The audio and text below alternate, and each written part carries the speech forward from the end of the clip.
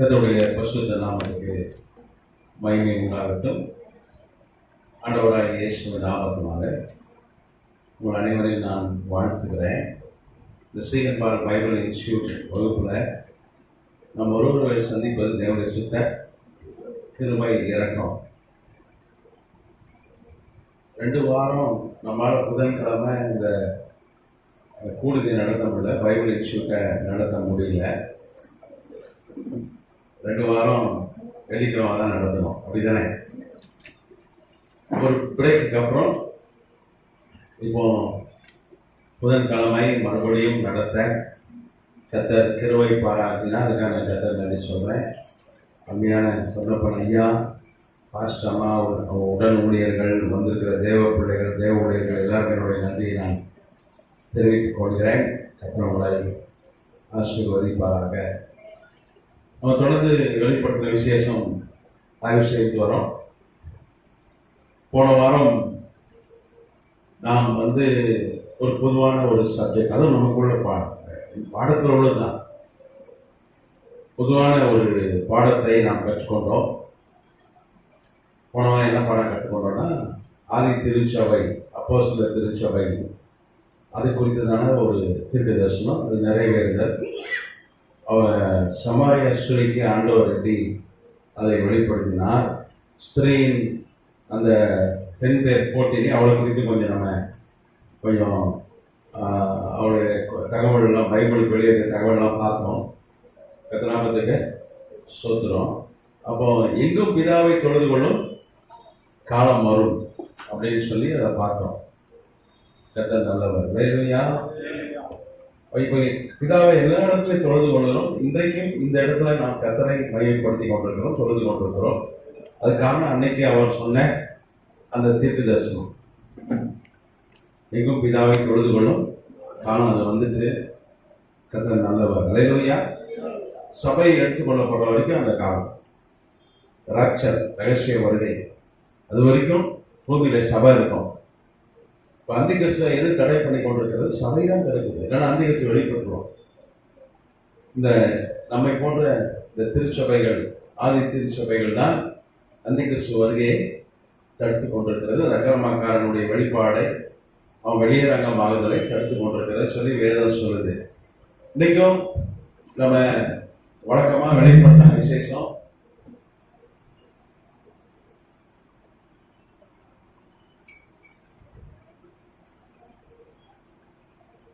அதுதான் ஆய்வு செய்து வரோம்.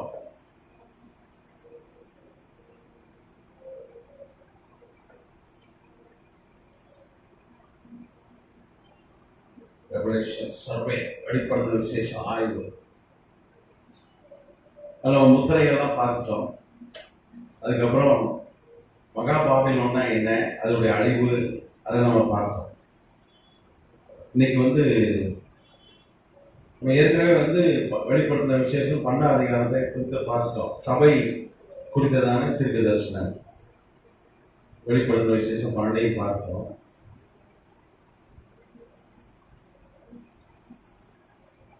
இன்னைக்கு வெளிப்படுத்தின விசேஷம் 11ஆம் அதிகாரம், அது நம்ம பார்த்தோமா அப்படின்னு தெரியல. வெளிப்படுத்தின விசேஷம் 11:1-2 வாசிக்கலாம்.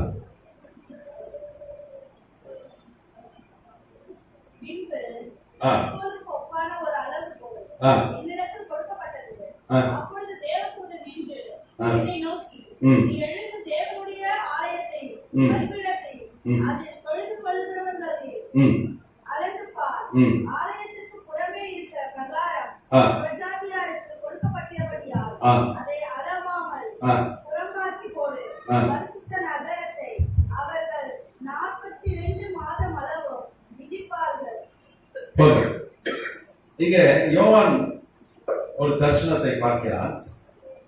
இப்ப யோவான் தரிசனத்தை பார்க்கும்போது பார்த்தீங்கன்னா 95 AD கிபி. இப்போ யோவானுக்கு எத்தனை வயசு? 89 வயது. 89 years. ஆள் இல்லாத ஒரு தீவு, பசுமு தீவு, ஆங்கிலத்தில் பட்மாஸ் ஐலாண்ட். அங்கே ரோம பேரரசன் டொமிஷியன் அவனை கைதியாக கொண்டு போடுகிறான். யோவானுக்கு வந்து இப்போ 89 வயது. ஆண்டவர் சொல்றாரு, நான் உனக்கு நடக்க போறதெல்லாம் காண்பிக்க போகிறேன், சீக்கிரத்தில் சம்பவிக்க போகிறவையெல்லாம் உனக்கு காண்பிக்க போகிறேன் அப்படின்னு சொல்றாரு. அப்போ ஆள் இல்லாத ஊர்ல கர்த்தர் அவனை தீர்க்கதரிசியா அவனை மாற்றுகிறார். 89 வயசுல தான் அவன் தீர்க்கதரிசியா மாறுறான். ஆள் இல்லாத ஊர்ல தீர்க்கதரிசியா மாறுறான். நம்ம ஊர்ல ஒரு பழமொழி உண்டு, ஆளே இல்லாத ஊர்ல டீ ஆகிறான் ஒருத்தன். அந்த கதையா ஒரு தீர்க்கதரிசினா நிறைய ஆட்கள் இருக்கணும், அப்படிதானே? அதெல்லாம் பிரயோஜனம். பொதுவாக இன்னைக்கு தீர்க்க தரிசனம் சொல்றாருன்னா கூட்டம் வருது, அவங்களுக்கு நிறைய கூட்டம் வருது. ஊழியத்தில் கூட பாருங்க, நம்மள மாதிரி ஸ்டடி எடுக்க ஆளுங்க கொஞ்சம் ரொம்ப குறைவான ஆட்கள், குறைவான ஜனங்கள் தான் வராங்க. கற்றுக்கொள்வதற்கு கொஞ்சம் பேர் தான் ஆர்வம். ஆனால் வேதம் சொல்றது, வேத வசனங்களை ஆராய்ந்து பாருங்கள், ஆராய்ச்சி பண்ணாதான் நித்திய ஜீவன். பரலோகம் போனோம்னா நிச்சயமா பைபிள் ஸ்டடி அட்டன் பண்ணாதான் பரலோகம் போக முடியும். சென்னையில் ஒரு புது ஒரு காரியம் ட்ரெண்டிங் ஆயிடுச்சு. என்ன சொல்றாங்கன்னா, எபிரேயம் படிக்கலன்னா பரலோகம் போக முடியாது. ஏன்னா பரலோகத்துல எபிரேயம் பேசுவாங்க, அவர் மொழி தெரியலன்னா உள்ள விட மாட்டாங்க. நீங்க பாருங்க, ஆதாம் ஏவாள் பேசின மொழி சுமேரிய மொழி. நான் ஏற்கனவே சொல்லியிருக்கேன், சுமேரியன் மொழி. 1,80,000 கல்வெட்டு ஆதாரங்கள் உலகம் ஃபுல்லா எல்லா மியூசியத்திலும் இருக்கிறது. 1,80,000 கல்வெட்டு ஆதாரம் இருக்கு. அது பேர் மொழியை குறிக்கிறதான விஞ்ஞான படிப்பு பேர் பேலியாலஜி. இந்த பேலியாலஜி வந்து அது ஒரு பெரிய விஞ்ஞானம், ஒரு பெரிய அறிவியல். அப்போ உலகத்தின் முதல் மொழி சுமேரிய மொழி. பாபேல் கோபுரம் கட்டும் போதுதான் கர்த்தர் வந்து என்ன பண்றாரு, ஒரு 17 மாடி கட்டிட்டாங்க. 34 மாடி கட்டுறதுக்கு பிளான் பண்ணி 17 மாடி கட்டினாங்க. அவங்க ஒரே இடத்துல தங்கிடலாம் அப்படின்னு சொல்லி திட்டம் போட்டாங்க. ஆண்டோட திட்டம் வேறு, உலகெங்கிலும் போய் குடியேறணும், நீங்க பழகி பெருகணுன்றது ஆண்டோடைய சித்தம். ஆனா இவங்க ஒரே இடத்துல நாங்க என்ன பண்ணிடுறோம் இருப்போம்னு சொல்லி அப்படிதான் கட்டினாங்க. 34 மாடி பிளான் பண்ணி 17 மாடி கட்டிட்டாங்க. ஆனா கர்த்தர் வந்து என்ன பண்ணாரு, அதை இடிச்சு போட்டா திரும்பி கட்டுவான், ஒரு இடியை மின்னல் அனுப்பினா திரும்பி எடுத்து கட்டுவான். ஆனால் இவங்களுக்குள்ள ஒரு குழப்பத்தை ஏற்படுத்தணும்னு சொல்லி அன்னைக்கு தான் உலகம் ஃபுல்லா ஒரே ஒரு மொழி, சுமேரிய மொழி தான் பேசினார்கள். அந்த குழப்பத்தை ஏற்படுத்தினார். அன்னைக்கு தான் ஒரு 72 மொழி வந்துச்சு. நீ கேட்கலாம், அது அப்படிதான். இப்போ அந்நிய பாஷை பேசலையா, நேரம் வாய்ப்பு வருது. நீங்க அந்நிய பாஷை பேசும்போது மூணு வேலை செய்யாது, நம்ம யோசித்து பேசுவது நேரம் வாய்க்கே வருகிறது. அதே மாதிரி மொழி, அப்படி அந்நிய பாஷைன்றது உலகத்துல இருக்கிற நமக்கு தெரியாத மொழி. நீங்க அப்போஸ்தலர்ல வாசிக்கிறீங்க, இந்த கோஸ்தியான நாள் வந்த பொழுது பரிசுத்தாவின் நிரம்பின போது அவங்க என்ன பேசினாங்க, அங்கு வந்திருந்த அந்நிய தேசத்திலிருந்து வந்தவங்க மொழியை பேசினார்கள். அங்க தேவனுடைய நாமத்தை மயப்படுத்தினாங்க. அவனை ரட்சிக்கப்பட்டான், 3000 பேர் ரட்சிக்கப்பட்டான். கரெக்ட் தானே? அப்ப நம்ம பேசுற மொழி உலகத்துல வேற ஏதோ மனிதர்கள் பேசுற மொழியை தான் நம்ம அந்நிய பாஷையா பேசுறோம். நமக்கு தெரியாது, நமக்கு அது ஃபாரின் லாங்குவேஜ், அந்நிய பாஷை. ஆனா அது வேற ஆளுக்கு அதுதான் சொந்த பாஷை. இப்போ சைனால இருக்கவங்க தமிழ் பேசினான்னு வைங்களேன், நமக்கு ஆச்சரியமா இருக்கும், அப்படிதானே? சீனா மொழி பேசுறவன் தமிழ் பேசினா ஆச்சரியமா இருக்கும். அப்போ அவன் பரிசுத்தாவின் நிரம்பி தமிழ் மொழியில பேசலாம், ஒரு ரஷ்ய மொழியில பேசலாம். நீங்க 1901 வரைக்கும் ஒரு பெரிய பிரேக், பரிசுத்தாவின் அபிஷேகம், அந்நிய பாஷை பேசுதல் இல்லைன்னு சொல்லிட்டு ஏறக்குறைய ஒரு 1000 ஆண்டுகள் மேல அப்படி ஒரு பெரிய பிரேக் இருந்தது. பரிசுத்தாவின் அபிஷேகம்னா அந்நிய பாஷை பேசுறது கிடையாது அப்படின்ற ஒரு போதனை அன்னைக்கு இருந்தது. ஒரு 1000 வருஷம் இருட்டடி பண்ணிட்டாங்க, ஒரு 1000 வருஷம் இருட்டடிப்பு செய்து விட்டார்கள். நான் 1901 தான் அமெரிக்கால நம்ம ஏற்கனவே பார்த்தோம், கன்சாஸ் ஒரு மாநிலத்துல பெத்தேல் பைபிள் காலேஜ்ல ஒரு பைபிள் காலேஜ்ல ஆக்னஸ் அப்படின்ற ஒரு நர்ஸ், அவங்க ஜனவரி 1ஆம் தேதி 1901ஆம் வருஷம் இரவுல ஆல்நைட் பிரேயர்ல, முதல்ல 1ஆம் தேதி எல்லாம் என்ன பண்ணுவோம், நல்லா தூங்கிடுவோம். ஆல்நைட் பிரேயர் கிடையாது, அது முதல் நாள் தான் ஆல்நைட் பிரேயர், அப்படிதானே? அப்போ முதல் நாள் ஆல்நைட் பிரேயர் நடத்தியிருப்பாங்க, அன்னைக்கு நைட் ஆல்நைட் பிரேயர். அவங்க ஜெபித்த பொழுது பரிசுத்தாவிலே இறங்கினார். அவங்க எல்லாம் ஃபுல்லா சீன மொழியில பேசினார். அவங்க நர்ஸ் வேலைக்கு போனாங்க, எழுதுனாலும் சைனீஸ் லாங்குவேஜ் எழுதியிருக்காங்க, இங்கிலீஷ் வரவே இல்லை. இப்போ அசுசாத்திரி எழுப்புதல் சொல்லி வரலாற்று சிறப்புமிக்க ஒரு எழுப்புதல் நாங்கள் ஏற்கனவே கற்றுக் கொடுத்தோம் அவங்களுக்கு. அசுசா ஸ்ட்ரீட் ரிவைவல் ஜெர்மனி மொழி பேசினாங்க. அங்க இருக்கவங்க எல்லாம் அமெரிக்க வெள்ளக்காரன் ஜெர்மனிய மொழி பேசினாங்க. அப்போ கத்தராமத்து சொல்ற அப்படிதான் மொழியை ஆண்டவர் பண்ணார். மொழி கத்தரை உண்டாக்கினது ஒரு குழப்பத்தை ஏற்படுத்தினார். அதுக்கு எபிரேய மொழி பிற்பாடுதான் வந்துச்சு. அது ஆபிரகாம் தான் அவர் அக்காடியன். ஆபிரகாம் வந்து ஒரு ஈராக்கியை சார்ந்தவர். ஊர் இன்னைக்கு அவனுடைய ஈராக்ல தான் அவனுடைய சொந்த வீடுலாம் இருக்கு. பெரிய வீடு, பெரிய அரண்மனை மாதிரி வீடு. ஊர் என்கிற பட்டணம் இன்னைக்கு இருக்கு ஈராக்ல. அவர் அக்காடியன். அவர் அக்காடிய சாம்ராஜ்யத்திலிருந்து வந்தவன், அக்காடிய மொழி பேசுகிறவன். அந்த மொழி பேசுற ஆபிரகாம் தான் கானானுக்கு வந்தான். கானானுக்கு வந்து என்ன பண்ணிட்டான், அங்க இருக்க பாஷைகள்லாம் என்ன பண்ணிட்டான், அது அவனுக்கு கத்திட்டான். பொதுவாக அப்படிதானே, நம்ம எங்க இருக்கிறோமோ அந்த மொழி நமக்கு வந்துடும். அப்படிதானே? ஒரு 5 வருஷம் தான் போதும். நீங்க கோயம்புத்தூர்ல வேற மாதிரி பேசுவாங்க, கன்னியாகுமரியில வேற மாதிரி பேசுவாங்க, சென்னையில தலையில பேசுவான். இழுன்னா அவன் இசுவான். ஆமா, அவன் நல்லா இழு நல்லா சொல்லியிருப்பான். ஆனா சென்னைக்கு வந்து ஒரு 5 வருஷம் தானே இவனும் இசுவான். அது மாறிடும், பழக்கம் தான். அப்படிதானே?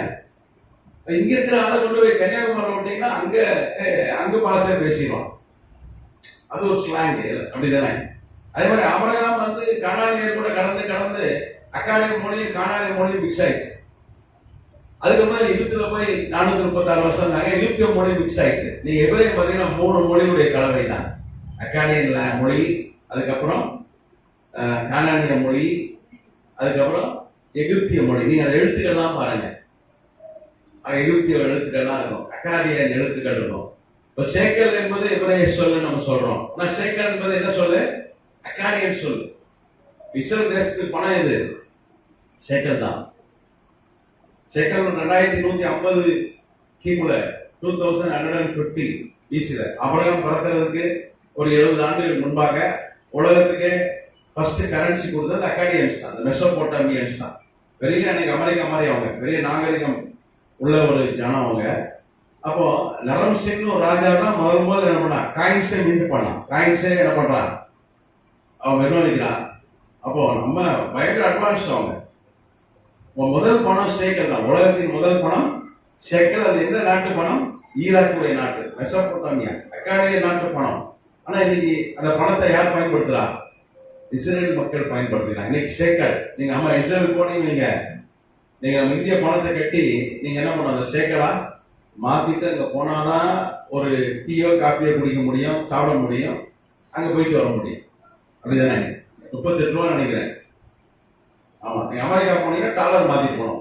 இஸ்ரேல் டாலர்னு சொல்லும், ஆனா டாலர் 88 ரூபாய் இருக்கும். ஆமா, ஒரு 10 ஆண்டுக்கு முன்னாடி 45 ரூபா இருந்தது டாலரு. இப்ப 2 மடங்கு, 10 வருஷத்துக்கு என்ன ஆயிட்டு 2 மடங்கு ஆயிடுச்சு. இந்த சாதனை படைத்தது யாரு? இப்ப இருக்கிற ரொம்ப பெரிய அறிவாளிகள், ஞானிகள் நம்ம ஆடுறாங்க மத்திய அரசுல. அந்த ஞானிகள் செய்த ஞானமான செயல், அறிவார்ந்த செயல். இன்னைக்கு என்ன ஆயிடுச்சு, டாலரு 45 ரூபா இருக்கு மதிப்புள்ள டாலர் எப்படி ஆயிட்டு 88 ரூபா, டபுள் ஆயிடுச்சு. நம்ம ஜாப் பண்ணோம். நம்ம இந்தியாவுக்கு ரொம்ப பொருளாதாரத்துல ரொம்ப பிரச்சனை. நம்ம விசேஷமா நம்ம ஜாப் பண்ணணும். நம்ம அதை மாத்திரம் விட்டுறோம். ரொம்ப பிரச்சனை. 50% அந்த வரி போட்டிருக்க அமெரிக்காவில் நம்ம ரொம்ப பிரச்சனை. எக்ஸ்போர்ட்லாம் நின்று போச்சு. நம்மளால எக்ஸ்போர்ட் பண்ண முடியல. நமக்கு ஒரு அமெரிக்காவுக்கே மாத்திரம் 26% பொருட்கள் எக்ஸ்போர்ட் பண்ணிருந்தோம்.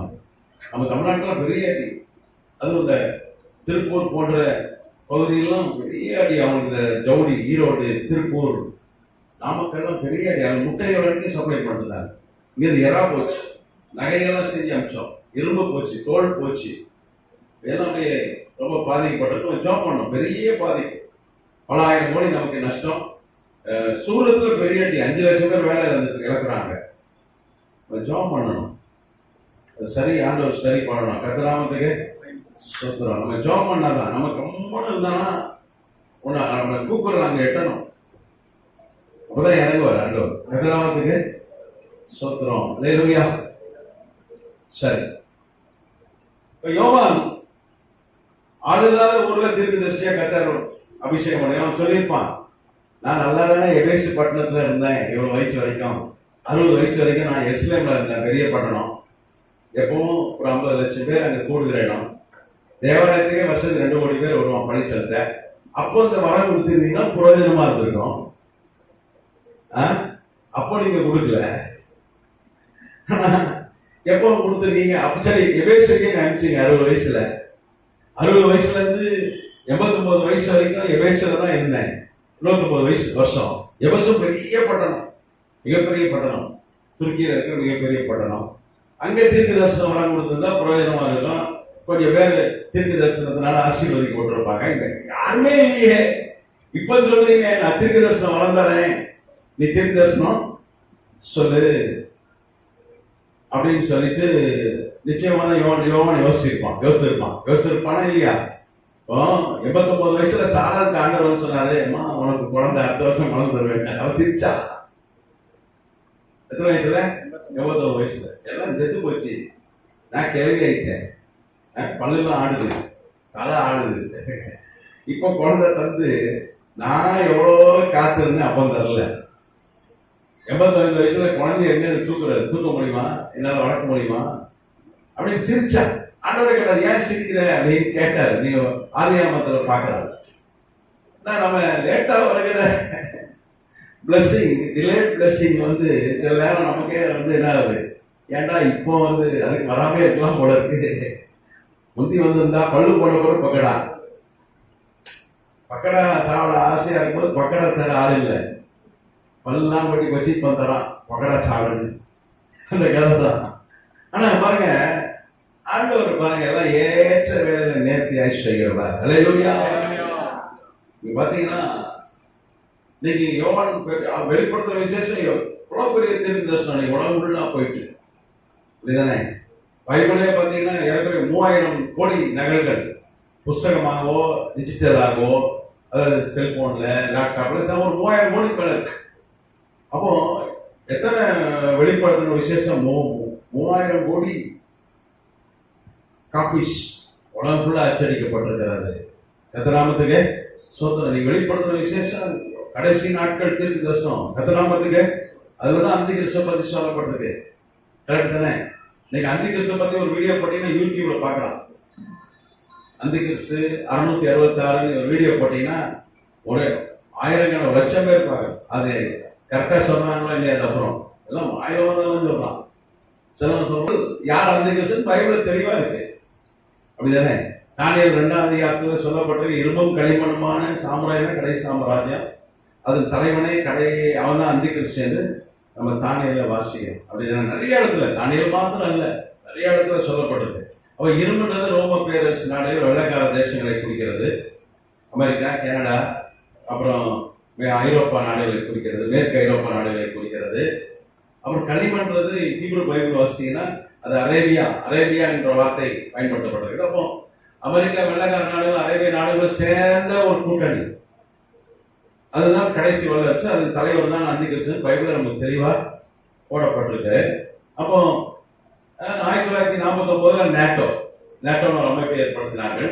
அரேபியர்கள் பாதுகாக்கிறது நேட்டோ தான். நீங்க 90ல ஒரு போர் நடந்தது, சதாம் ஹுசேனை வந்து தாக்கிச்சு நேட்டோ. எதுக்கு? குவைத்தை பிடிச்சிட்டான். குவைத் அரேபிய நாடு. இப்போ கூட பாருங்க, கத்தார்ல நேட்டோவுடைய ராணுவ தளம் இருக்கிறது. போய் ஈரான் போறப்ப நம்ம கேள்விப்பட்டிருப்போம், கத்தார்ல இருக்கு. அரேபிய நாடுகள்லாம் பாதுகாக்கிறது அமெரிக்காவும் நேட்டோ படைகள் தான். அல்லேலூயா. அப்ப இதனுடைய தலைவன் தான் அந்தி கிறிஸ்து வருவான்னு தெளிவா போட்டிருக்கு. அப்போ அமெரிக்க ஜனாதிபதி ஒருத்தன் வருவான், ஒரு ஜூதன். பைபிள் போட்டு தான் கோத்திரத்துல ஒருத்தன் வருவான்னு போட்டிருக்கு. ரொம்ப தெளிவா போட்டிருக்கு. ஆனா அதெல்லாம் சொன்னா யாரும் கேட்க மாட்டேன். பாக்குறான் 1 லட்சம். கரெக்டா சொல்றாங்க. நம்ம பைபிளே வாசிக்கிறது இல்லை, அதான் பிரச்சனை. கர்த்தநாமத்துக்கு ஸ்தோத்திரம். சரி, இங்கே ஆண்டவருடைய தீர்க்கதரிசியாய் மாற்றி அவனுக்கு ஒரு தரிசனம் கொடுக்கிறார். ஆண்டவர் சொல்றாரு, ஒரு தரிசனத்துல தேவாலயத்தை காட்டுகிறார். அதை அடக்க சொல்லி ஒரு தேவதன் வந்து நிக்கிறான். ஒரு டேப்பை கையில கொடுக்குறான், மெஷரிங் டேப்பை. வழக்கு சொல்றான்.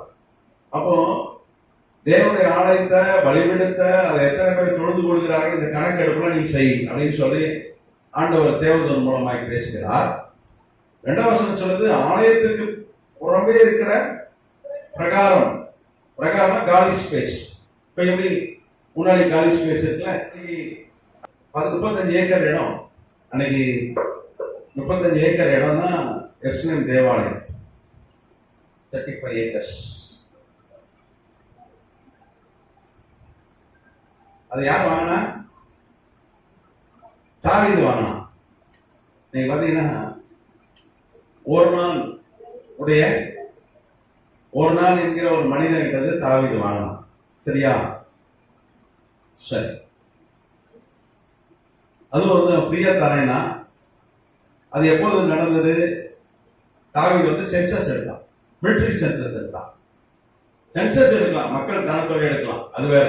ஆனால் மிலிட்டரி சென்சஸ் எடுத்தான், ராணுவ பலத்தை அவன் செக் பண்ண, அவன் கணக்கு எடுத்தான். ஆண்டவர் கோவம் வந்து, நீ ராணுவத்தை வந்து நீ வந்து பலத்தை தான் நம்புற, என்ன நம்பல அப்படின்னு கோவம் வந்ததுனால யோவாவே சொன்னான். யோவாவே மோசமான ஆளு, ஐயா இது பாவம்னு சொன்னான். ஆனால் தாவீது ராஜா இல்ல, நம்ம வீட்டுக்கு எவ்வளவு ஸ்ட்ரென்த் இருக்கு அப்படின்னு சொல்லி அவன் ட்ரை பண்ணி எடுக்கும்போது ஆண்டவர் கோவம் வந்துச்சு. இப்போ ஆண்டவர் வந்து தண்டிக்கிறார். அவர் கேட்டாரு, எப்பா ஒரு நாள் எத்தனை அத ஒரு நாள் கொள்ளை நோயா, 3 நாள் கொள்ளை நோயா, அதுக்கப்புறம் ஆமா அதெல்லாம் பஞ்சமா, ஒரு 3 அம்சம் வைக்கிறாரு. கரெக்டா? அப்ப அவன் கத்தர் நான் விடுறேன்னு சொல்லி கொள்ளை நோயை ஏற்றுக்கிறான். அப்ப கொள்ளை நோய் வருது, ஜனங்கள் ஆயிரக்கணக்கில் செத்து போகிறார்கள். அப்போ தாவீதான் ஜெபம் பண்ண, நான் பாவம் செஞ்சேன், எனக்கு தானே கொடுங்க, ஏன் ஜனங்கள் என்ன செஞ்சாங்க அப்படின்னு சொல்லி ஜெபம் பண்ணும்போது கர்த்தர் என்ன பண்றாரு? மனம் இறங்குறார். கர்த்தர் நாமத்துக்கு சூத்திரம். அதுக்கப்புறம் அந்த சங்கார தூதன் அப்படியே ஒரு இடத்துல நின்றுறான். 1 நாளாகவும் 21ஆம் அதிகாரம் 25ஆம் வசனம். 1 நாளாகவும் 21, 25. 1 நாளாகவும் 21, 25. தாவீது அந்த நிலத்திற்கு 600 சேக்கல் நிறை பொன்னை ஓர்னான் கொடுத்து அங்கே கர்த்தருக்கு ஒரு பலிபீடத்தை கட்டி சர்வாங்க தகன பலியையும் சமாதான பலியையும் செலுத்தினான். கர்த்தரை நோக்கி விண்ணப்பம் பண்ணினான். அப்பொழுது அவர் வானத்திலிருந்து சர்வாங்க தகன பலிபீட மேல் இறங்கின அக்கினியினாலே அவனுக்கு மறு உத்தரவு கொடுத்தார். தேவதூதன் தன்னுடைய பட்டயத்தை முறையிலே திரும்ப போட வேண்டும் என்று கர்த்தர் அவனுக்கு சொன்னார். அப்போ 28ஆம் வசனம் சொல்லி எபூசியனாகிய ஓர்னானின் களத்துல அந்த இடத்தான் தாவீது வந்து வாங்கினான். 1 நாளாகவும் 22:1 சொல்லுது. 1 நாளாகவும் 22:1.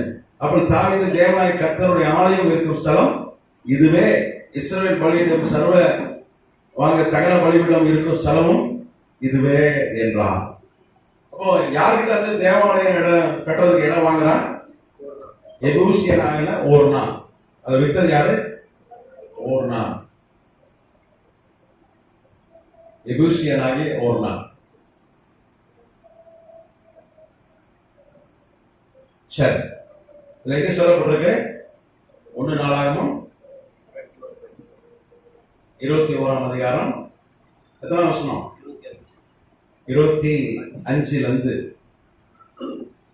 25, அப்புறம் 26, அப்புறம் 22ஆம் அதிகாரம் 1 நாளாகவும் 1ஆம் வசனம். அது காசு கொடுத்து தான் வாங்குறான். எவ்வளவு காசு? 600 ஷேக்கல்.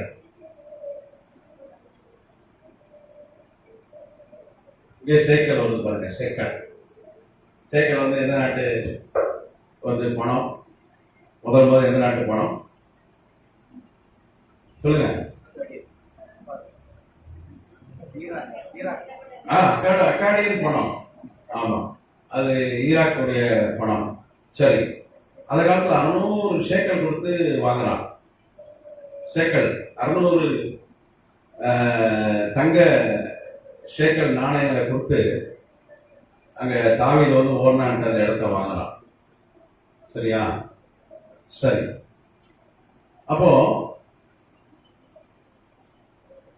காசு கொடுத்து தான் வாங்குறான். நீங்க வந்து ஒரு நாள் ஃப்ரீயாவே வந்து என்ன பண்றான், கொடுக்குறான். எனக்கு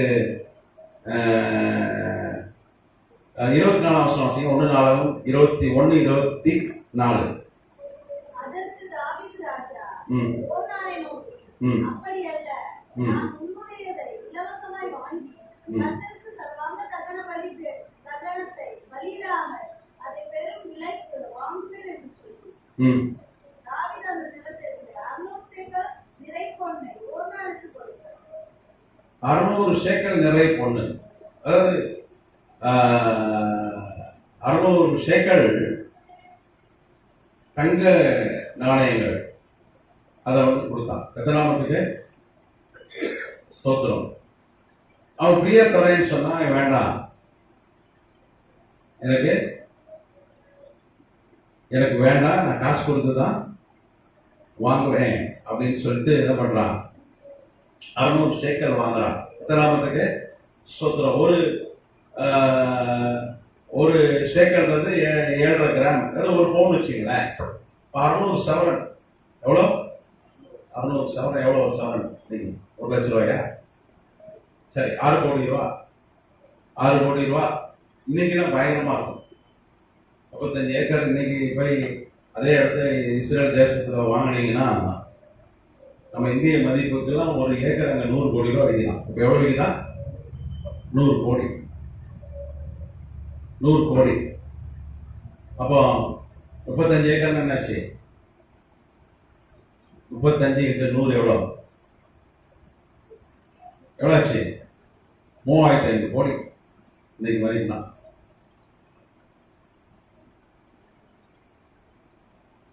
அவன் ஃப்ரீயா தரேன்னா ஹார்ட் ஆஃப் த சிட்டி, எருசலேமுடைய மையப்பகுதி. கரெக்டா? எருசலேமின் மையப்பகுதி. அப்போ அந்த இடம் வந்து ஒரு நாள் ஃப்ரீயா தந்தாலும் நீ ஃப்ரீயா தர வேண்டாம், நான் என்ன பண்றேன், காசு கொடுத்து தான். இவன் ராஜா, அது பேரரசன், சும்மாவே எடுத்துக்கலாம். தேவாலயத்துக்கு வேணையா, உனக்கு 2 டோக்கன் தரேன், உனக்கு எங்கேயாவது கண்ணை நகரவா இல்லை, இப்பெல்லாம் அப்படிதான் செஞ்சிருவான். ஒரு கண்ணை நகர வீடு தந்துடுறேன், இல்லைன்னா இங்க செம்மஞ்சேரியில் தரணும், இல்லைன்னா உனக்கு ஒரு அமௌண்ட் போட்டு என்ன பண்ணிடுறேன், செட்டில் பண்றேன். அப்படிதான் லேண்ட் எடுக்கிறாங்க கவர்மெண்ட். இவனே அரசன் இல்லை, பேரரசன். ஆனா அப்படி இல்லை, தேவாலயம் கட்டினையா நான் ஃப்ரீயா தான் வாங்க மாட்டேன், காசு கொடுத்தா வாங்கன்னு சொல்லி இன்னைக்கு மதிப்பு ஒரு 3500 கோடி ரூபாய் கொடுத்து வாங்கலாம் அந்த இடத்த. கட்டலாமத்துக்கு சோதனை. இன்னைக்கு 1 லட்சம் கோடி கொடுக்கவும் தயாரா இருக்கான் யூதன். அந்த மசூதி இருக்கிறதா 1 லட்சம் கோடி கூட தரேன்றான்.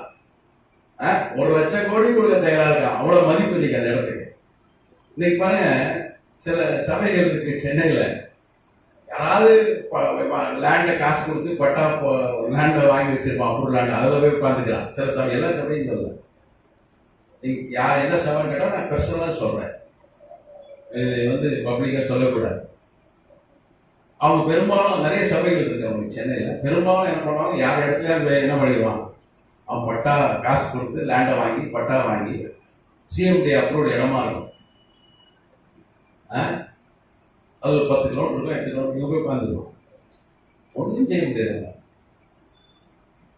கோர்ட் ஆர்டர் வாங்கிட்டு வந்தா கூட இங்கே 10,000 பேர் உட்காந்துருவான். போலீஸ் என்ன பண்ணும், பெரிய கலவரம் ஆயிடும், அப்படியே போயிடும். அப்படி இடத்த ஆட்டையை போடுற ஆட்கள் எங்க இருக்கான், நாங்கள் எந்த பெந்தகோஸ்தே, நாங்கள் தான் பரலோகம் போவோம்னு சொல்றாங்க சில குரூப்பு, அந்த பயப்பட தான் செய்யறோம். இது கேட்கலாம், எனக்கு நான் உங்களுக்கு ஆதாரங்களோட நான் விளக்குறேன். கத்தநாமத்துக்கு சோதனம். பல இடங்கள் 1, 2 எனக்கு தெரிஞ்சு இப்படிதான் அவங்களுக்கு நிறைய இடங்கள் அப்படிதான். ஆனா தாவீது அப்படி இல்லை, நினைச்சிருந்தா என்ன பண்ணிருக்கலாம், ஃப்ரீயா தரேனா. இங்க ஈஸியாக ஒரு 8 கிலோன்னு படைக்க வச்சிருக்காங்க அவங்க, நான் சொல்ற சபையை. அதுல முதலாளி கரெக்டாக தான் இருக்காங்க, அவங்க எனக்கு தெரிஞ்சவங்க. அதுவும் சிஎம்டி அப்ரூவ்டு. உங்களுக்கு தெரியும் இன்னைக்கு ஈசிஆர்ல என்ன வேலை விற்கிறதுன்னு ஒரு கிரவுண்டு, என்ன வேலை, ஒரு 20 கோடி ரூபாய்க்கு மேலே பெறும் அந்த இடம். ஆனால் அதை இடத்த வச்சுட்டு எங்களை ஒன்றும் செய்ய முடியாது, என்ன வேணா பண்ணுறாங்க. போய் பேசினாங்க, ஆமாய்யா உங்கள் இடம் தான் ஆட்டையை போட்டு வச்சிருக்கோம், ஒன்றும் செய்ய முடியாது, போட்டு ஆர்டர் வேணும்னு செய்ய முடியல. ஆண்டவர் எப்படி அந்த இடத்துல இருப்பான்னு எனக்கு தெரியல. அவன் ஆண்டவர் வந்து பரிசுத்தமுள்ள தேவன், பரிசுத்தர், அப்படிதானே? ஆனா அவங்க சொல்றாங்க நாங்க தான் பரலோகம் போவோன்றாங்க, நீங்க யாரும் போக மாட்டீங்க அப்படின்னு சொல்றாங்க. அப்படி ஒரு கூட்டம் இருக்கு. பெர்சனலா நீங்க கேட்டீங்கன்னா பெர்சனலா சொல்றேன், நேரடியா வந்து இப்போ பப்ளிக்கா நான் சொல்லக்கூடாது. அவரு எத்தனை நாமத்துக்கு சோத்திரம். ஆனா தாவீது அப்படி இல்லை. அவன் எவ்வளவு நல்லவன் பாருங்க தாவீது. அவன் காசு கேட்ட விட போயா அப்படின்னா போய் தான் ஆகணும். இப்ப இருக்கிற அரசியல்வாதியே வந்து அந்த மாதிரி செய்யறான்.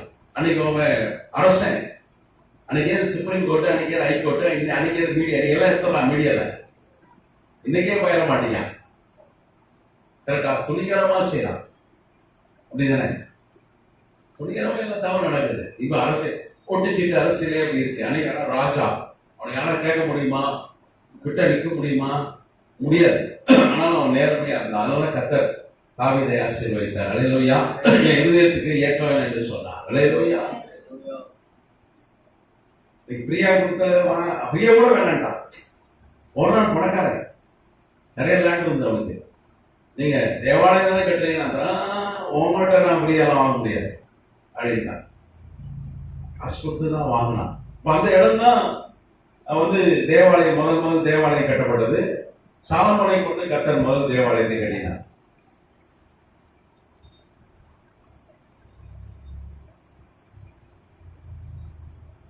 யார் கட்டினா? சாலமோன். சாலமோன் எப்ப கட்டினா?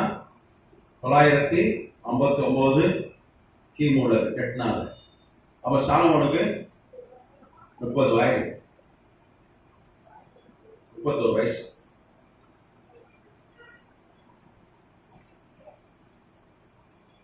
ஒரு வயசுல அவன் தேவாலயத்தை கட்டி முடிக்க கர்த்தர் உதவி செய்தார். அல்லேலூயா. நம்ம ஏற்கனவே பார்த்திருக்கோம். 1 கோடி கிலோ தங்கம் செலவு செய்யப்பட்டு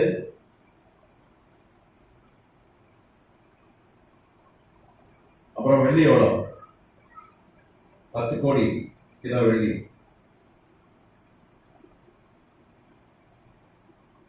அப்புறம் வெண்கலம், அப்புறம் விளையாண்ட கற்கள், கணக்கு வழக்கே கிடையாது.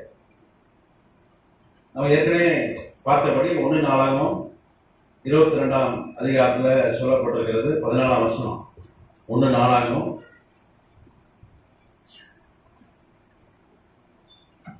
22, 14, 15 பார்த்தீங்கன்னா 1 லட்சம் தேவாலயத்துக்கு எவ்வளவு தங்கம் சேர்த்து வச்சிருக்கேன்னு சொல்றான் தாவீது.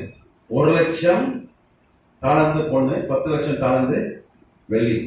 ஒரு தாளந்துன்றது பழைய ஏற்பாட்டு, அதாவது அந்த ஃபர்ஸ்ட் டெம்பிள் பீரியட் அப்படின்னு சொல்றாங்க, முதல் தேவாலய காலம். அப்போ ஒரு தாளந்துன்றது 59 கிலோ. அப்போ 1 லட்சம்ன்றது 59 லட்சம் கிலோ தங்கம். எவ்வளவு சேர்த்து வச்சுன்னா 59 லட்சம் கிலோ தங்கம்.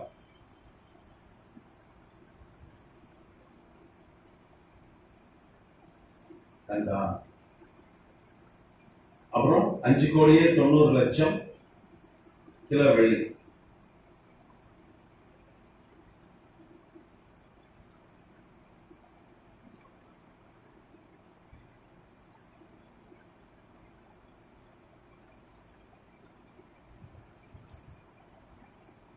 $59 லட்சம் கிலோ தங்கம்னா 1 கிலோ 1 கோடி ரூபா தங்கம். 59 லட்சம் கோடி. நம்ம இந்தியா கடன் அடிச்சிடலாம். நம்ம இந்தியாவுக்கு கடன் இருக்கு. அதுவும் 50 லட்சம் கோடி தான் கடன் இருந்தது ஒரு 10 வருஷத்துக்கு முன்னாடி. ஆனா இங்க பெரிய ஞானிகள், அறிவாளிகள், நம்ம மத்திய அரசாங்கம் நம்ம ஆடுறாங்க பாருங்க, அவங்க இந்த கடனை 50 லட்சத்துல இருந்து இப்போ 150 லட்சம் 190 லட்சம் கோடி ஆயிடுச்சு கடன். பெரிய சாதனை படிச்சிட்டாங்க. ட்ரெயினை வித்தாங்க, அப்போ கூட கடன் குறையல. ரயில்வே ஸ்டேஷனை வித்தாங்க, கடன் குறைய மாட்டேங்குது. ஏரோப்ளைன்லாம் வித்துட்டாங்க, நிறைய பொதுத்துறை நிறுவனம் வித்துட்டாங்க. ஆனாலும் என்னது, பொதுவாக ஏயா சொத்தை வித்தேன்னு கேட்பாங்க. யாரையாது கடன் வித்தேன், சொத்தை வித்துதாங்க கடன் அடிச்சேன், நிம்மதியா இருக்கணும். இங்க கடனும் ஏறிட்டே போகுது. 3 மடங்கு இறக்கல, 3 மடங்கு மேல ஆயிடுச்சு கடன். 4 மடங்கு கிட்ட வந்துச்சு. சொத்தையும் வித்துட்டாங்க. அப்படிதானே? ஒரு நம்ம பக்கத்து வீட்லயே நம்ம சொந்தக்காரே ஒரு பையன் இருக்கிறான். அவங்க அப்பா விட்டு இறந்து போன பிறகு சொத்துலாம் இருக்கு. அவன் சொத்தெல்லாம் வித்து கடனும் அடையலைன்னா அவனை எல்லாம் எப்படி மதிப்பான்? யார் என்ன சொல்லுவாங்க? அவனை ஒரு பெரிய ஈவன் புகழ்வாங்களா? ஊதாரி பையன் அப்படின்வாங்க. அப்படிதானே? ஒரு ஊதாரி பையன் அவங்க அப்பா சேர்த்து வச்சு அழிச்சிட்டான், கடனும் அடையல சொல்லுவாங்களா இல்லையா? அந்த மாதிரி தான் ஒரு காரியம் நடந்துச்சு. ஜாப் பண்ணணும். ரொம்ப மோசமான ஒரு காரியம் நடந்துட்டு இருக்கு. விசேஷமா ஜாப் பண்ணோம். நமக்கு ஆண்டவர் பொருளாதாரத்தில் இந்தியாவை ஆசீர்வதிக்கணும். ஹல்லேலூயா. சரி. அப்போ இன்னைக்கு முதல் தேவாலயம் கட்டுறதுக்கு எப்படியும் ஒரு 100 லட்சம் கோடிக்கு மேல செலவாகும். 100 லட்சம் கோடிக்கு மேல செலவாச்சு இன்னைக்கு மதிப்பு. அதுக்கப்புறம் அது தேவாலயம் இடிக்கப்பட்டு விட்டது.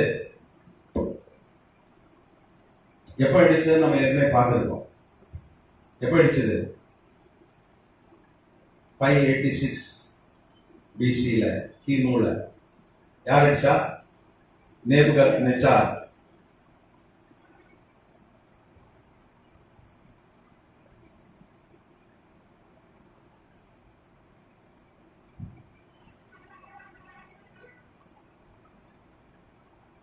அவன் தான் இடிச்சு போட்டான். அப்போ 959ல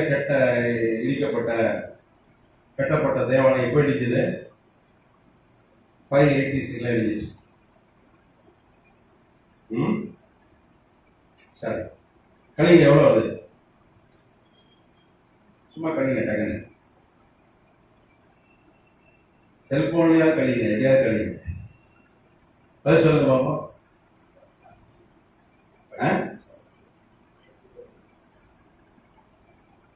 எவ்வளோ? எத்தனை நிமிஷம் வருது?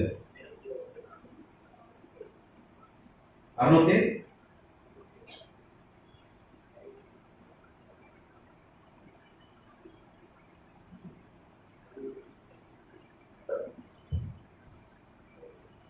ஒன்பதுல இருந்து 3 போச்சுன்னா 9 3 15ல இருந்து 7. அப்புறம் இங்க 373 வருஷம். அவன் 373 வருஷம் கழிச்சு போயிட்டான். After 373 years,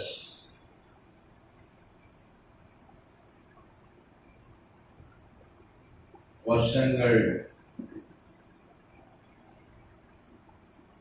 பிறகு இடிக்கப்பட்டது.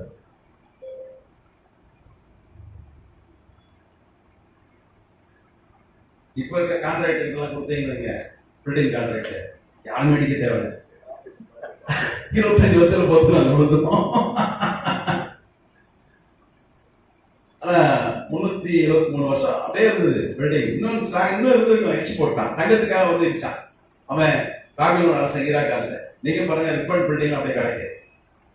வெள்ளக்காரன் கட்டது 200 வருஷத்துக்கு மேல ஆயிடுச்சு. கரெக்டா? புதுசா கட்டின பில்டிங்லாம் பாருங்க, இன்னைக்கு கான்ட்ராக்ட் விடுறான். ஒரு 100 கோடி ரூபாய்க்கு கான்ட்ராக்ட் விட்டா அவன் எவ்வளவு செலவு பண்றான்? அதுல 40 கோடி 50 கோடி தான் செலவு பண்றான். மிச்சம் எங்க போகுது? அங்க எங்க கமிஷன் அப்படின்னு போயிருது. ஊழல். ஆமா, ஒரு 40 ரூபா தான் போய் சேரும். கரெக்டா? இங்க ஒன்றும் சரியா நடக்கல. நம்ம ஜாப் பண்ண ஊழல் பெருகி விட்டது. எத்தனாமதுக்கு சுத்திரம். சரி, அதுக்கப்புறம் ஒரு 70 வருஷம் தேவாலயமே இல்லாம இருந்தாங்க. 70 வருஷம். அவர் கர்த்தர் யாரை எழுப்புறார்?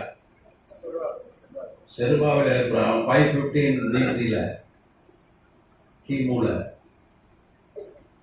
செருபாபேல் கொண்டு கர்த்தர் கட்டார்.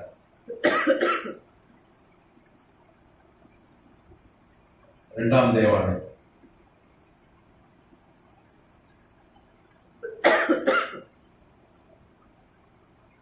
செருபாபேல் பெரிய சாலமன் மாதிரி பெரிய ஆள் கிடையாது. செருபாபேல் பிறந்ததே சிறைச்சாலையில தான். செருபாபேல் பத்தி என்ன ஆய்வு செஞ்சிருக்கோம், பண்ணியிருக்கோமா இல்லையா? பாத்தீங்கன்னா 566 கிமுல பிறக்கிறான்.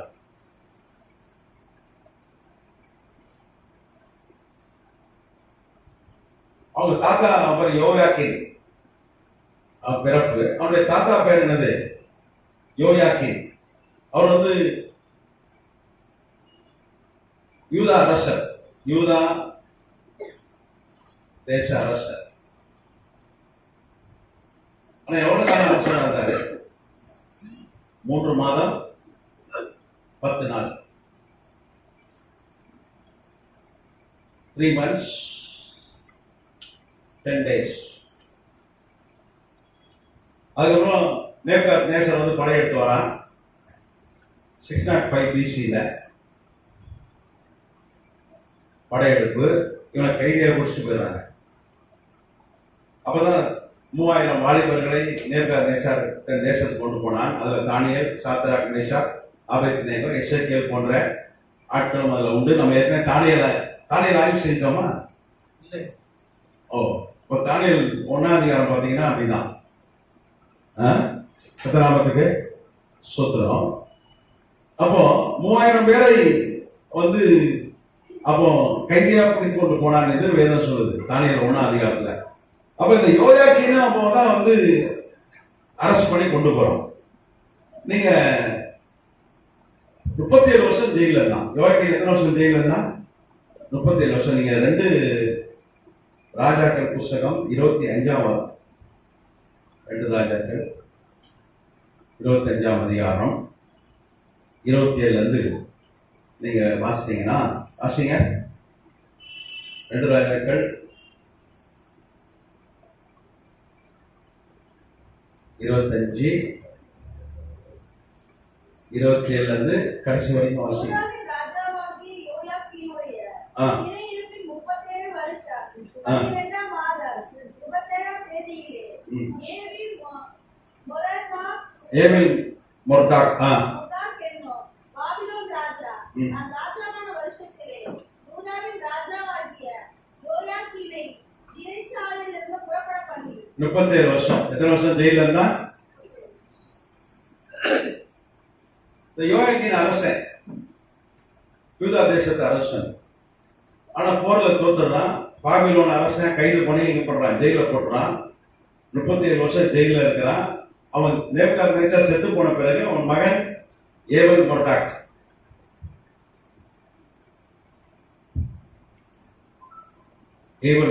அவன் பேர் ஈவில் மொர்தாக். நேபுகாத்நேசர் மகன். நீங்க தமிழ் பைபிள் என்ன போட்டிருக்கு? ஏவில். அப்புறம் மொரேதாக். மெரேதாக்கா மொரேதாக்கா? மெரோதாக்.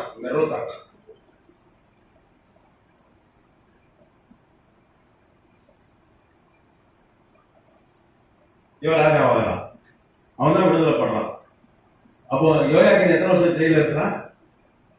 37 வருஷம் சிறை இருப்ப கர்த்தர் மாத்துக்கிறார். கடலை தட்டி கர்த்தர் மகிழ்ச்சி சொல்லுவாங்க. 37 வருஷம் சிறை இருப்பாங்க. இப்போ யோசிச்சு பாருங்க, இன்னைக்கு தீர்ந்துடும், நாளைக்கு தீர்ந்துடும். அதுவும் சிறை இருப்போம், பாபிலோன் சிறை இருப்போம், மோசமான சிறை இருக்கும். நீங்க பாத்தீங்கன்னா 29 வருஷம் சொல்லுது, 2 ராஜாக்கள் 25 29 சொல்லுது. அவனுடைய சிறைச்சாலை வஸ்திரங்களை மாற்றினா அங்க சட்டை கூட கடல் சட்டை போட முடியாது. ஜெயிலுக்குன்னு ஒரு ட்ரெஸ் உண்டு, அந்த ட்ரெஸ் தான் போட்டிருந்தான். நீங்க பாத்தீங்கன்னா நீங்க வரலாறு படிச்சீங்கன்னா, பைபிள் வாசிச்சீங்கன்னா, பைபிளையும் சரி வரலாற்று என்ன சொல்லப்பட்டிருக்குன்னா, இந்த யோயாக்கீனுடைய மகன் தான் செயல்தியேல், 2வது மகன். யாரு? செயல்தியேல். இந்த செயல்தியேலுடைய மகன் தான் யாரு? செருபாபேல். அப்ப செயல்தியேலும் சிறைச்சாலையில் தான் இருந்தான். அவனும் சிறைச்சாலை ட்ரெஸ் போட்டிருந்தான். நீங்க பாத்தீங்கன்னா செருபாபேல் எங்கே பிறந்தான்னு சொல்லி வரலாறு சொல்லுதுன்னா, அவனும் சிறைச்சாலை தான் பிறக்கிறான்.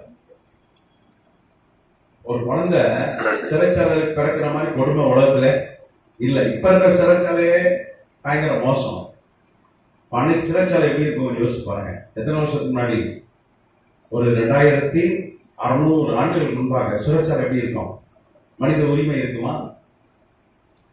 கரெக்டா? இன்னைக்கே சிறைச்சாலையில் அடி உதலாம் உழுதுங்கிறாங்க. கரெக்டா? இன்னைக்கே மனித உரிமை மறுக்கப்படுகிற இடமா இருக்கு. அன்னைக்கு எப்படி இருந்திருக்கும்? அது எதிரி நாட்டு அரசன், மொழி தெரியாது. அது ஒரு ஒரு ஆச்சரியம் என்னன்னா, செருபாபேலுடைய பேர் வந்து பாபிலோனிய பேர். செருபாபேல் என்ன அர்த்தம் தெரியுமா?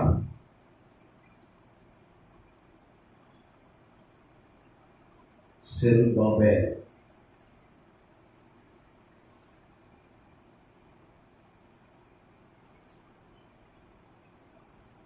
அப்படின்னா அர்த்தம் என்ன தெரியுமா? பாபிலோனின் வித்து.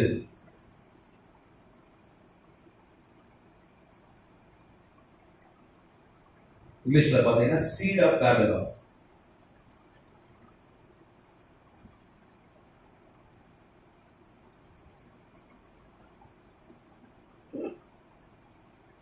நீங்க பொதுவாக அந்த யூதர்கள் வந்து பேர் வைக்கிறதுல கெட்டிக்காங்க.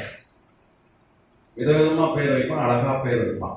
அவனை பேர் வைக்கிறதுல யூதனை அடிச்சுக்க ஆளே இல்ல. அதை விசேஷமா செய்வான், வைராக்கியமா செய்வான்.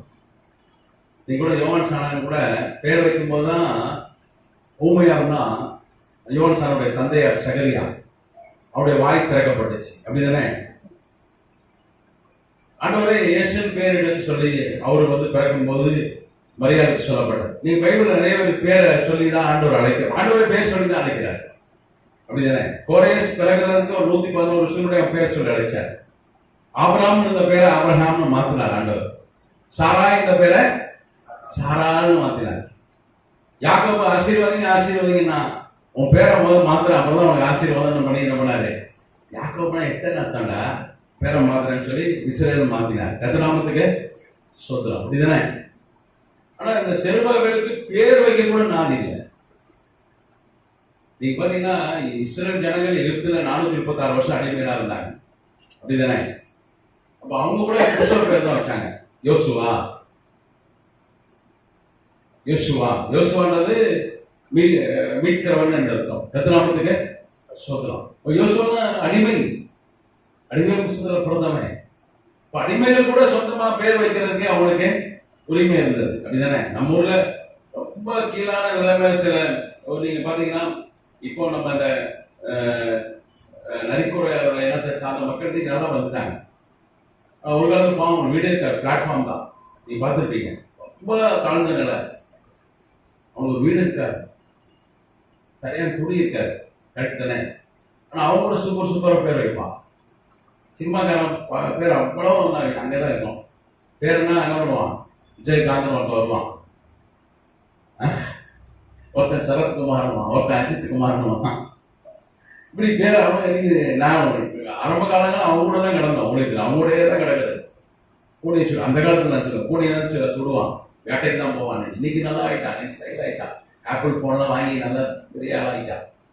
நீங்க நல்லா இருக்கான். கொஞ்சம் பேர் வந்து அவங்களுக்கு நிறைய சமூக சேவைலாம் செஞ்சிருக்கோம், நிறைய வேலை செஞ்சிருக்கோம். அவனுக்கு அவனை பார்த்தா அவன் திரும்ப முடிதான் வெட்டி விட்டேன். முடி வெட்டி சேவை பண்றதுதான் முதல் வேலை. அவ்வளவுதான் சொல்லி சேஷ ஆரம்பிச்சோம். சரி, அவன் கூட சூப்பரா பேர் வைக்கிறாயா? நல்லா பேர் வைப்பான். ஆனா இந்த செருபாபேலுக்கு அவங்க அப்பாவுக்கு பேர் வைக்க, அவன் பிள்ளைக்கு பேர் வைக்க ஆசைதான், அம்மாவுக்கு பேர் வைக்க ஆசைதான். அவன் தாத்தா ராஜா யோயாக்கீன் அவருக்கு ஆசைதான், உரிமை இல்லை.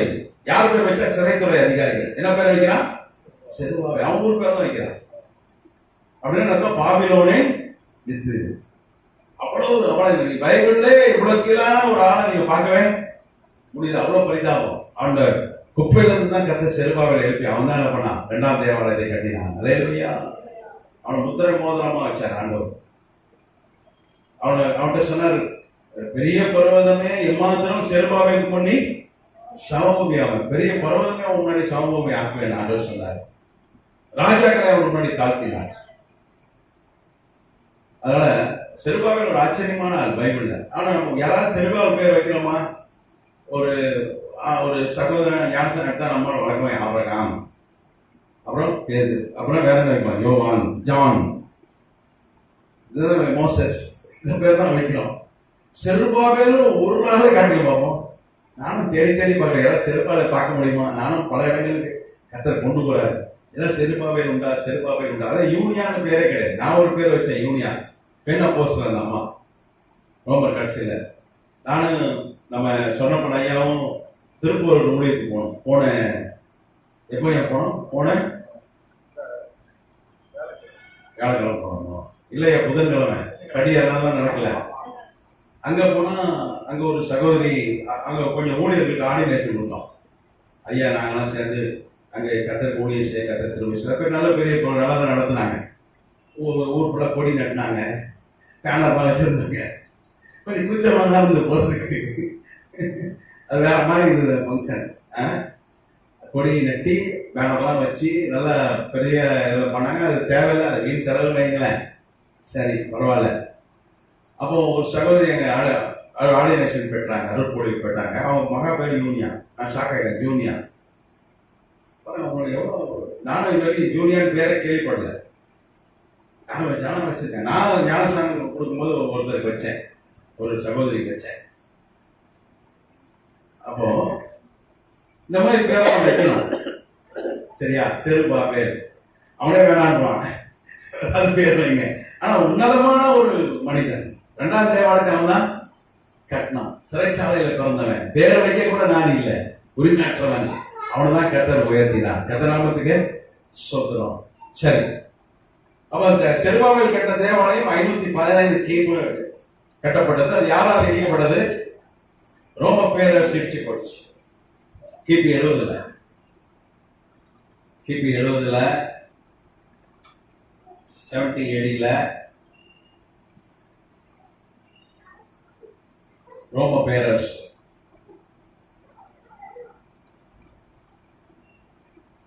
அன்னைக்கு டைட்டஸ்னு ஒரு தளபதி,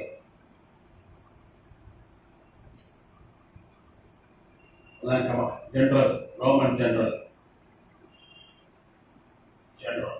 ஆர்மி ஜெனரல். அவன் தான்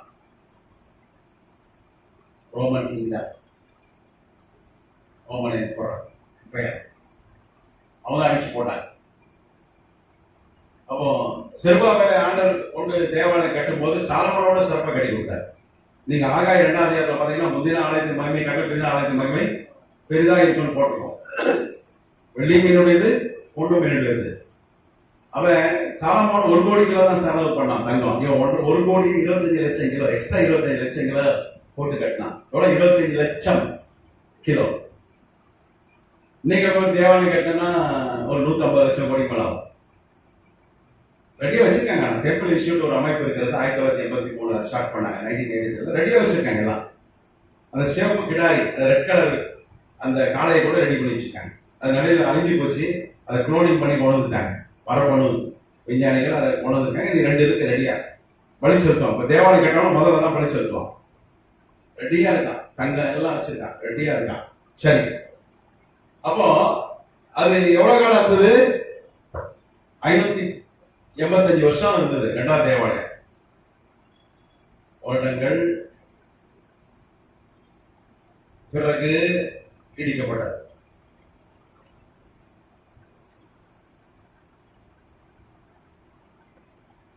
சரி, ஆனா இப்போ தேவாலயம் இல்லை. அப்ப யோவான் தரிசனத்தை பார்க்கும்போது தேவாலயமே இல்லை. ஏன்னா 70 கிபில இடிக்கப்பட்டு விட்டது. யோவான் எப்போ தரிசனத்தை பார்க்கறான்? 95. அவன் எத்தனை வருஷம் கழிச்சு பார்க்கறான் தரிசனம்? 25 வருஷம் கழிச்சு பார்க்கறான். 25 இயர்ஸ். ஆனா ஆண்டவர் இப்போ என்ன பண்றாரு? அவனுக்கு தரிசனத்துல தேவாலயத்தை காட்டுறார். 3ஆவது தேவாலயம். இப்போ 3ஆவது தேவாலயம் இன்னைக்கு வரைக்கும் கட்டப்படல. கரெக்டா? ஏன்னா ஏன் கட்டப்படல? 705 AD கிபில அல் அக்ஷா மசூதி கட்டிட்டாங்க.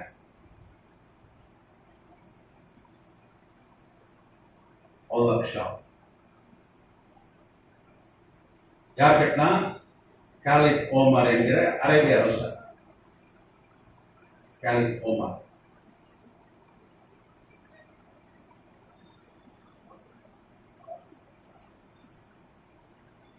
யாரு?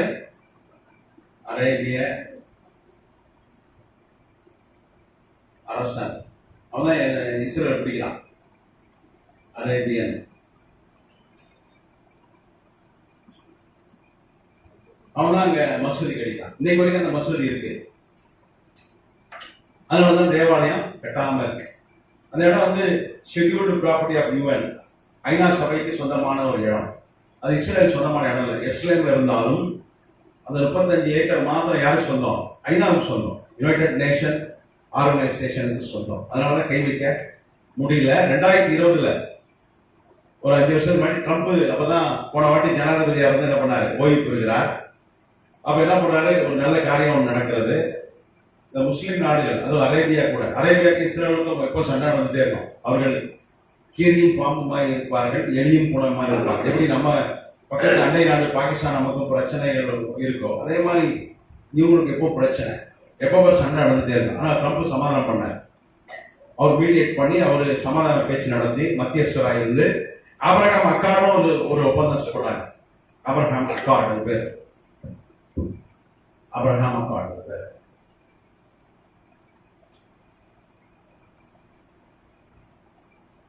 ஆபிரகாம் ஒப்பந்தம் பேர்.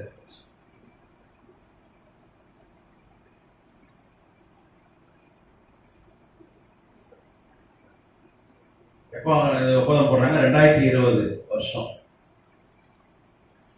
2020 ஆண்டு. அது என்ன சொல்றாங்க, அந்த ஒப்பந்தம் என்ன சொல்லுதுன்னா, இஸ்லாமிய நாட்டு தலைவர்கள், இஸ்லாமிய அவங்க மதத்தின் தலைவர்கள் கையெழுத்து போட்டிருக்காங்க, இஸ்ரேலும் கையெழுத்து போட்டிருக்காங்க. என்ன அதுல பாத்தீங்கன்னா பாதி இடம் காலியா இருக்கு. ஒரிஜினல் தேவாலயம் இந்த இடத்துல இப்ப ஒண்ணு இல்லை, காலியா தான் இருக்கு. பிரகாரம், அதாவது தேவாலயத்துக்கு முன்னாடி ஸ்பேஸ் இருக்கும் பாருங்க, இப்ப எப்படி ஸ்பேஸ் இருக்குங்க, அது மாதிரி அதுல பெரிய ஸ்பேஸ் இருக்கும், ஒரு 20 ஏக்கர் இருக்கும்.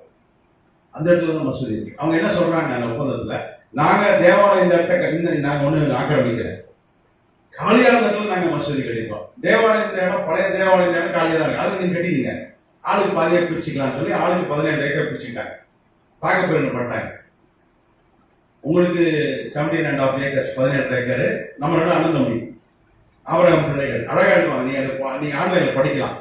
நம்மள அண்ணன் தம்பி 17 ஏக்கர் எனக்கு, 17 ஏக்கர் உனக்கு, அப்படி பிரிச்சுக்கிட்டாங்க. அப்புறம் அந்த வக்ஃப் வாரியம், சவுதி அரேபியா தான் இப்ப நிர்வாகம்.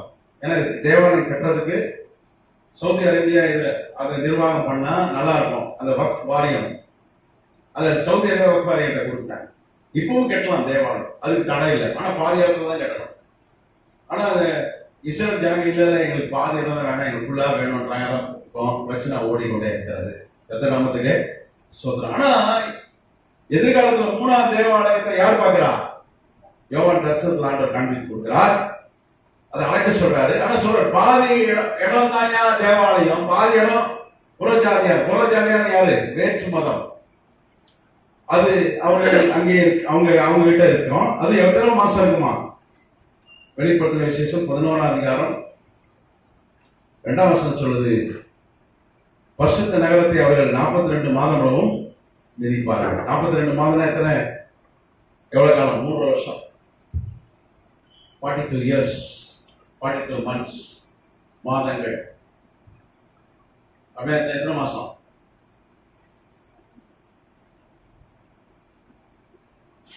இது பழைய மாதம். 42 மாதங்கள் அளவு மிதிப்பார்கள்னா, இப்ப இருக்கிறது கிரகேரி கேலண்டர். அன்னைக்கு இருந்தது என்ன? Lunar calendar. அன்னைக்கு லூனார் கேலண்டர். இப்ப 12 மாசம் தான் இருக்கு. ஆனா 12 மாசத்துக்கு மேல அன்னைக்கு இருந்தது. அன்னைக்கு நாட்களும் அதிகமா இருந்தது. சரியா? அப்போ இந்த 12 42 மாதங்கள் 3 வருஷத்தை குறிக்கிறது. எவ்வளவு காலத்தை குறிக்கிறது? அன்னைக்கு யோவானுக்கு புரிகிற மாதிரி தான் சொல்லணும். யோவான் இந்த காலத்துல லூனார் கேலண்டர் முறை இருந்தது. இப்பதான் கிரகோரி கேலண்டர் முறை. நீங்க பைபிள் ஆதார் மாதம், நிசான் மாதம்லாம் இருக்கும் பதினீங்க, அந்த முறை. பாண்டவர் சொல்றாரு, காட்டி கொடுக்கிறாரு, பாதி இடத்துல தேவாலயம் கட்டப்பட்டுச்சு. அப்போ மசூதி இடிக்கப்படாமலே தேவாலயம் கட்டப்படும். நம்மளாம் சொல்றான், என்ன சொல்றான்? மசூதி இடிச்சுக்குவாங்கயா, அதுல தேவாலயம் கட்டுவாங்கயா, அந்த கிறிஸ்துவ கட்டுவாங்கயா. கரெக்டு தான், அந்த கிறிஸ்து தான் கட்டுவான். அப்போ கர்த்தருடைய வருகை வந்துடுறையா. அந்த மசூதி இடிக்கும் போது நான் உஷாராய் ஞானஸ்தானம் எடுத்து என்ன பண்ணிடுவேன், ஒழுங்க தேவா சர்ச்சுக்கெல்லாம் போய் என்ன பண்ணுவேன், திருவிழா எடுத்து என்ன பண்ணிடுவேன், திருந்திடுவேன். டைம் இருக்கு, அது வரைக்கும் அதுக்கு கொஞ்சம் உலகத்தை கொஞ்சம் அனுபவிக்கிறேன் அப்படின்லாம். நான் வேதம் என்ன சொல்லுது, மசூதியெல்லாம் இடிக்கப்படாது, கட்டணை போய் கட்டிடுவான் தேவாலயம், ரெடியா இருக்கலாம். ஒரு அமெரிக்க ஜனாதிபதி சொன்னாலே போதும், அவங்க காசு கொடுக்கணும் அவசியம் ஒன்று சொல்லணும், அவங்க ஒரு வார்த்தை விட்டா போதும், கட்டப்பட்டோம். அப்போ யூதன் ஒருத்தன் அமெரிக்க ஜனாதிபதி வர்றது ரொம்ப ஈஸியா. யூதர்கள்லாம் பெருந்தலைவர்களா இருக்கிறார்கள் அவங்க ஒரு நாட்டுல. ஒருத்தன் வந்து சொன்னா முடிஞ்சு போச்சு. இப்போ 8 பேர் இருக்கான் அடுத்த ஜனாதிபதிக்கு போட்டியிடுற மாதிரி யூத தலைவர்கள். எவனா ஒருத்தன் வந்து உடனே முதல் வேலையை தேவாலயம் கேட்டுங்க சும்மா சொல்லுவோம், அவ்வளவுதான். வந்து பதவி ஏற்ற உடனே போய் எலெக்ஷன்ல ட்ரம்ப் என்ன சொன்னா, நான் ஜெயிச்சவங்க தேவாலயம் கட்டுவேன். கமலா ஹாரிஸ் சொல்லிச்சு, நாங்களும் தேவாலயம் கட்டுவோம். அங்க அமெரிக்காவுடைய தேர்தல் பிரச்சாரத்துல சொல்ற வார்த்தை தான். அது ஒன்றும் அடுத்து ஒருத்தன் வந்து கட்டிடுவான். ஒரு யூதன் ஜெயிச்சவன முதல் வேலை என்ன பண்ணுவான், தேவாலயம் கட்டுவான். அவன் தான் அந்தி கிறிஸ்து. அப்போ தேவாலயம் மசூதி இடிக்கப்படாமலே பாதி இடத்துல கட்டப்படும். அதான் வேதம் சொல்லுது. இது நேசகுமாருடைய தீர்க்க தரிசனம் இல்ல, இது நேசகுமாருடைய தரிசனம் இல்ல, இது வேதத்துல இருக்கிற வெளிப்பாடு. இதை யாரும் வந்து சரியா வியாக்கியானம் பண்ணாதனால தப்பு தப்பா சொல்றாங்க. இந்த வெளிப்படுத்துற விசேஷத்தை போட்டு குழப்பி தருகிறாங்க. யாருக்கு சரியா சொல்றது இல்லை. தெளிவா வேதத்துல அழகா இருக்கு. பாதி இடம் கிடையாதுப்பா, பாதி இடம் தேவன். அது இந்த பாதி இடம் இப்ப கிளியர் செய்யப்படும். 42 மாதங்கள் கழிச்சு 1000 வருஷம் அரசாட்சி வந்துடும். நீங்க சகரியா 14 போட்டிருக்க அந்த அந்த இடம் கிளியர் ஆயிடும். முழு இடமும் தேவாலயத்துக்கு சொந்தமாயிடும்னு சகரியா 14 சொல்லப்பட்டிருக்கு. எப்போ வரும்னா 1000 வருஷம் அரசாட்சியில் ஆண்டவர் இயேசு கிறிஸ்து பாதங்கள் ஒளி மலையில் வந்து இறங்கும். அவர் வந்து கிறிஸ்து அதம் பண்ணுவார். அதுக்கு பிற்பாடு அப்ப தேவாலயம் எப்ப கட்டப்படும்? 3ஆம் தேவாலயம் மசூதி இடிக்கப்படாமலே 2020 ஒரு ஒப்பந்தம் போட்டாங்க பாருங்க, அந்த ஒப்பந்தப்படி கட்டப்படும். சரியா? முடிச்சிடலாமா? டைம் ஆயிடுச்சு. 9 வகுப்பு. இந்த கேள்வி இருக்கா?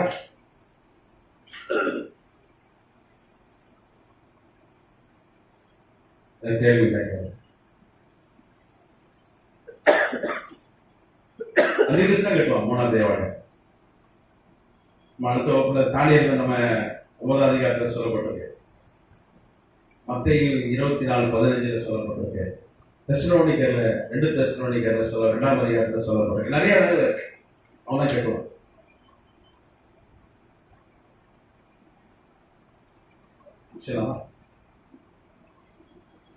கேள்வி இல்லையா?